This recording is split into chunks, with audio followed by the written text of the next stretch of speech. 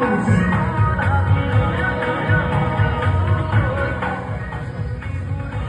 এজন ব্যক্তিৰ নামটোৱে যেতিয়া এটা সত্তা হৈ পৰে, এটা আবেগ হৈ পৰে, এটা অনুষ্ঠান হৈ পৰে, সেই ব্যক্তিজনৰ বিষয়ে তেখেতৰ গুৰুত্ব, তেখেতৰ প্ৰয়োজনৰ বিষয়ে আমি চাগে আৰু বহলাই কোৱাৰ প্ৰয়োজন নাই।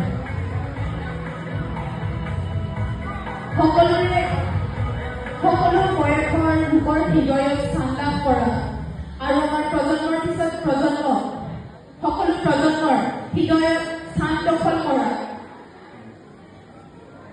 আমাৰ সকলোৰে হৃদয় দিনা ব্যক্তিগৰাকী আজি আমাৰ মাজত নাই।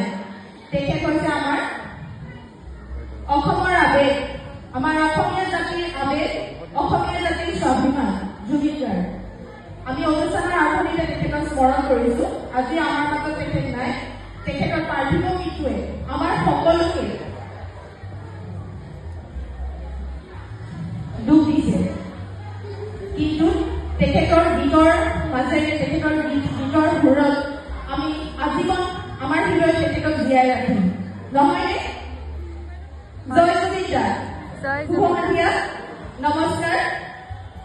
মিষ্টাৰ এণ্ড মিছ ডিমো 2025 আজি অনুষ্ঠানত উপস্থিত থকা সকলো আমাৰ সন্মানীয় আমন্ত্ৰিত বিচাৰক মণ্ডলী, আমন্ত্ৰিত সন্মানীয় অতিথিসকল আৰু আজি উপস্থিত থকা পৰিৱেশকবৃন্দ আৰু আমাৰ